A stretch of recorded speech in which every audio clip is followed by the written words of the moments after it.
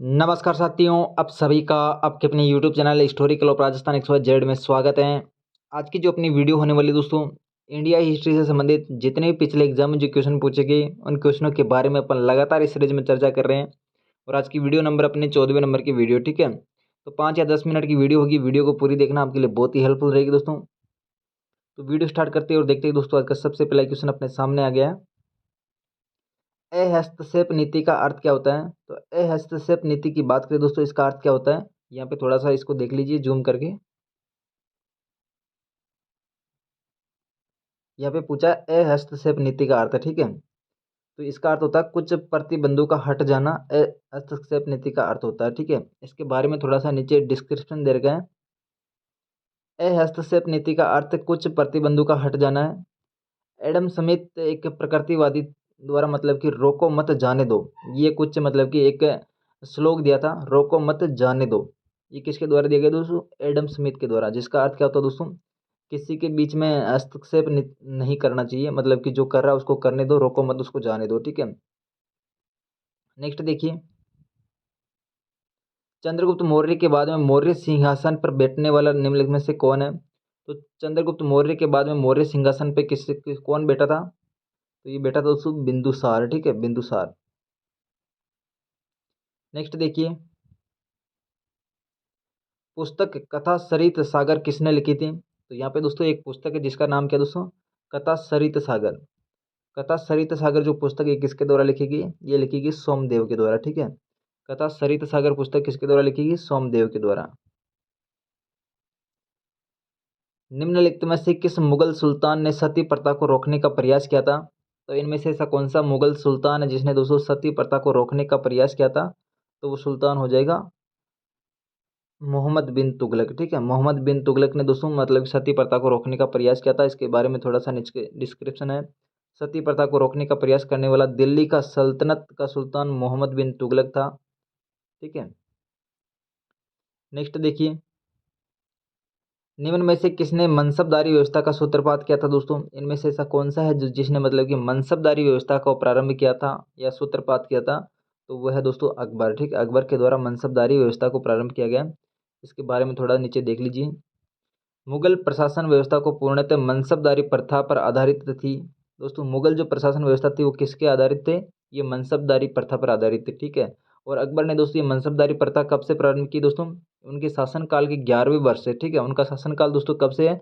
1556 से है, ठीक है। 1556 के बाद दोस्तों 11 वर्ष यानी कि 67 से समथिंग, मतलब कि 1567 से ये मनसबदारी प्रारंभ की थी।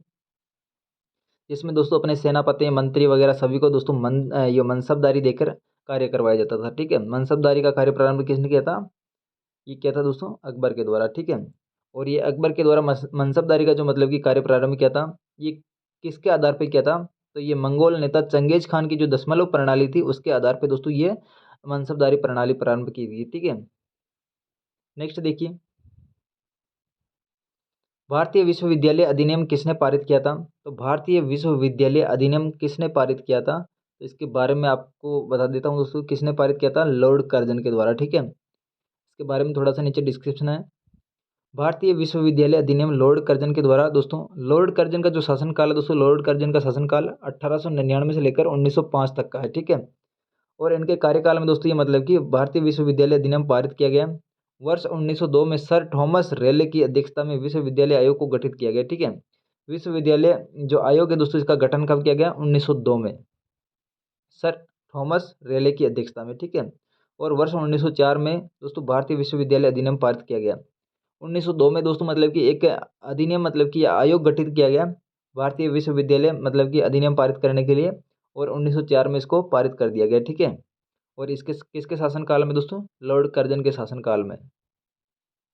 नेक्स्ट देखिए, ए ओ ह्यूम के संबंध में निम्नलिखित में से कौन सा कथन सही नहीं है? तो ए ओ ह्यूम के संबंध में निम्नलिखित में से कौन सा कथन सही नहीं है, ठीक है। तो उसने भारतीय राष्ट्रीय कांग्रेस की स्थापना की थी। तो ए ओ ह्यूम के द्वारा दोस्तों भारतीय राष्ट्रीय कांग्रेस की स्थापना की थी, ये बात सही है।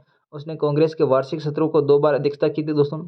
इन्होंने स्थापना तो की थी लेकिन यहाँ पे सत्रों का अध्यक्षता नहीं की थी, ठीक है। तो ये ऑप्शन अपना गलत है। वह ऑर्निथोलॉजिस्ट था, तो ये बात भी सही है, यानी कि वो पक्षी विज्ञान से संबंधित यानी कि पक्षी प्रेमी था एक तरह से। यानी कि ऑर्निथोलॉजिस्ट था, ठीक है। तो ये बात भी अपनी सही है ए ओ ह्यूम के बारे में, ठीक है। वो भारतीय सिविल सेवा सेवा के सदस्य थे, तो ये बात भी सही है। वो भारतीय सिविल सेवा के सदस्य थे। वह आर्थिनोलॉजिस्ट थे। उसने भारतीय राष्ट्रीय कांग्रेस की स्थापना की थी। ये तीनों के तीनों ऑप्शन ठीक है, लेकिन बी ऑप्शन अपना गलत है, ठीक है। नेक्स्ट देखिए, तो यहाँ पे दोस्तों ए ओ ह्यूम के बारे में थोड़ा सा बता रखा है यहाँ पे। ये भारतीय सिविल सेवा की सदस्य थे। वे ऑर्थोनोलॉजिस्ट थे, वो पक्षी विज्ञान जिसको अपन कहते हैं दोस्तों।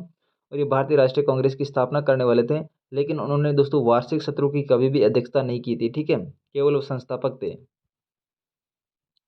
अगला दोस्तों, गौतम बुद्ध का जन्म स्थान किसके द्वारा अंकित किया गया दोस्तों? तो गौतम बुद्ध की बात करें दोस्तों, गौतम बुद्ध का जो स्थान है ये किसके द्वारा अंकित किया गया? तो इसकी बात करें तो यहाँ पे अपना राइट आंसर क्या हो जाएगा? अशोक मौर्य का जो रुमनीदई जो स्तंभ है दोस्तों, इसके अंतर्गत जो गौतम बुद्ध का जन्म स्थान अंकित किया गया है, ठीक है। अशोक मौर्य का जो रुमनीदई स्तंभ है दोस्तों, इसके अंदर दोस्तों गौतम बुद्ध का एक जन्म स्थान अंकित किया गया है। इसके बारे में थोड़ा सा नीचे देख लेते हैं अपन। अशोक के रुमनीदई लघु स्तंभ लेख से पता चलता है कि वह अपने राज्याभिषेक के 20वें वर्ष लुम्बिनी ग्राम में गया था, ठीक है। 20वें वर्ष यानी कि राज्याभिषेक का जो 20वां वर्ष था, उसमें दोस्तों वो लुम्बिनी ग्राम में गया था। उसने वहाँ पे पत्थर की दीवार बनाई और शिला स्तंभ खड़ा किया गया, ठीक है। और वहाँ भगवान बुद्ध का जन्म हुआ था दोस्तों। अतः लुम्बिनी ग्राम का भूमिकर घटाकर दोस्तों कितना कर दिया, मतलब कि जो अशोक सम्राट था ये रुम्बिनी देई गांव गया था। कब गया दोस्तों? 20वें वर्ष में, ठीक है, अपने राज्याभिषेक के 20वें दिन, 20वें वर्ष। वहाँ पे जाके दोस्तों एक दीवार बनाई और शिला स्तंभ बनाया। और उसी समय दोस्तों वहाँ पे एक भगवान बुद्ध का जन्म हुआ था, जिसकी वजह से दोस्तों ये रुमनी देई जो गांव है, इसका जो कर था दोस्तों, भूमि कर, उसको घटाकर कितना कर दिया दोस्तों? 1/8, ठीक है। नेक्स्ट देखिए, बिंदुसार के शासनकाल के दौरान अशांति कहाँ पे थी? तो बिंदुसार मतलब कि किसके मतलब कि उत्तराधिकारी का थे? तो ये थे दोस्तों चंद्रगुप्त मौर्य के, ठीक है। चंद्रगुप्त मौर्य के उत्तराधिकारी के रूप में कौन थे दोस्तों? बिंदुसार। बिंदुसार के समय में दोस्तों अशांति कहाँ पे थी? तो ये थी दोस्तों तक्षशिला में, ठीक है। अब तक्षशिला की जो अशांति थी दोस्तों, इसको शांत करने वाला कौन है? अशोक सम्राट। चंद्रगुप्त मौर्य के उत्तराधिकारी उसके पुत्र बिंदुसार के शासनकाल में दोस्तों तक्षशिला के अंतर्गत विद्रोह हो गया था। उसको शांत करने के लिए दोस्तों अशोक सम्राट को दोस्तों कुमार मात्य बनाकर वहाँ पे भेजा था। उन्होंने दोस्तों अशोक सम्राट को एक तो विद्रोह को दबाया, उसके अलावा दोस्तों मतलब कि जो वहाँ की जनता थी उनका मतलब कि प्रेम और विश्वास भी जीत लिया, ठीक है। नेक्स्ट है, द्वितीय पांड्यन साम्राज्य की भूमि माप का उल्लेख किसने किया था दोस्तों? तो द्वितीय पांड्यन साम्राज्य की भूमि माप का उल्लेख किसने किया था? तो यहाँ पे अपना राइट आंसर क्या हो जाएगा? द्वितीय पांड्यन साम्राज्य की भूमि माप का उल्लेख किसने किया था? तो यहाँ पे अपना राइट आंसर क्या हो जाएगा दोस्तों? एक मिनट, इसका अपना राइट आंसर क्या हो जाएगा दोस्तों? ये मतलब कि किसने किया था? थलवईपुरम ने, ठीक है। थलवईपुरम की जो तांबे की प्लेटें थे दोस्तों, उनके अंतर्गत दोस्तों ये मतलब कि द्वितीय पांड्यन साम्राज्य की भूमि की माप का उल्लेख किया गया है, ठीक है। द्वितीय पांड्यन साम्राज्य की भूमि के जो माप का उल्लेख कहाँ पे किया गया दोस्तों? थलवईपुरम की तांबे की प्लेटों में, ठीक है। तो इसका अपना राइट आंसर क्या हो जाएगा? थलवईपुरम तांबे की प्लेटों में दोस्तों यहाँ पे पांड्यन द्वितीय पांड्यन साम्राज्य की मतलब की भूमि की माप का उल्लेख किया गया, ठीक है। नेक्स्ट देखिए,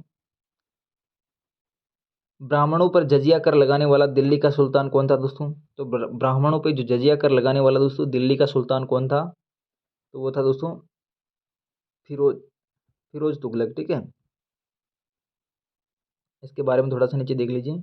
ब्राह्मणों पर जजिया कर लगाने वाला दिल्ली का सुल्तान कौन था दोस्तों? फिरोज तुगलक। उन्होंने हिंदू को जिम्मी, इस्लाम स्वीकार करने वाला कहा, न न करने वाला कहा, ठीक है। हिंदू को क्या कहा दोस्तों? जिम्मी, यानी कि इस्लाम स्वीकार न करने वाला। जिन पे दोस्तों ब्राह्मणों पे जजिया कर लगाया था, कौन था दोस्तों? वो फिरोज तुगलक। उल्लेखनीय है कि भारतीय उपमहाद्वीप में सर्वप्रथम जजिया कर लगाने वाले का श्रेय दोस्तों मोहम्मद घोरी को जाता है, ठीक है। सर्वप्रथम दोस्तों मोहम्मद घोरी को यहाँ पे जजिया कर लगाने का श्रेय जाता है। बाकी दोस्तों यहाँ पे क्वेश्चन क्या पूछा गया है? ब्राह्मणों पर जजिया कर लगाने वाला दिल्ली का सुल्तान कौन था? तो यहाँ पे दोस्तों जो दिल्ली सल्तनत थी, दिल्ली सल्तनत का शासनकाल कब से प्रारंभ होता है दोस्तों? 1206 से, ठीक है।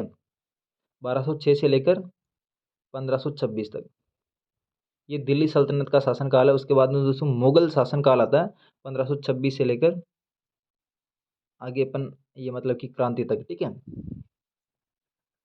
जिसमें मतलब कि दिल्ली सल्तनत के अनुसार मतलब कि ब्राह्मणों पर जजिया कर लगाने वाला कौन हो जाएगा? फिरोज तुगलक, ठीक है। और जजिया कर लगाने का श्रेय किसे जाता है? तो मोहम्मद गोरी को जाता है, जो कि इनका शासनकाल कब का था दोस्तों? ये था दोस्तों मतलब कि 1191-92 तक का, ठीक है। और आज का अंतिम क्वेश्चन है दोस्तों, मनसबदारी प्रणाली किसने आरंभ की थी? तो मनसबदारी जो प्रणाली दोस्तों किसने प्रारंभ की थी, इसके बारे में अपन ऑलरेडी डिस्कशन कर चुके हैं। अकबर के द्वारा दोस्तों मनसबदारी प्रणाली प्रारंभ की थी। और इसके बारे में थोड़ा सा नीचे देख लीजिए आप। मुगल प्रशासन व्यवस्था पूर्णतः किस किस पे आधारित थी? मनसबदारी पे आधारित थी, ठीक है। और मनसबदारी दोस्तों अकबर ने कब प्रारंभ की थी? अपने शासन के 11वें वर्ष में की थी, ठीक है। और मनसबदारी होती क्या दोस्तों, मतलब कि जो भी राजा था होता मतलब कि उसके अंडर में जितने भी मंत्री या फिर राज्य को संभालने वाले होते हैं उनको मतलब कि मनसब दिया जाता है, उनकी मतलब कि तनख्वाह दी जाती है, उसको अपन मनसब के नाम से जानते हैं। और मनसब दोस्तों किसके आधार पे दोस्तों प्रारंभ की थी? ये प्रारंभ की थी दोस्तों मंगोल के नेता चंगेज खान की जो दशमलव प्रणाली थी उसके आधार पे दोस्तों ये अपने एक मनसबदारी प्रणाली प्रारंभ की गई थी अकबर के द्वारा। ये थी दोस्तों आज की वीडियो। अगर वीडियो पसंद आई तो वीडियो को लाइक कर दीजिएगा, चैनल को सब्सक्राइब कर दीजिएगा ताकि मेरी प्रत्येक वीडियो आप तक समय पर पहुंच सके। Thanks for watching, see you again.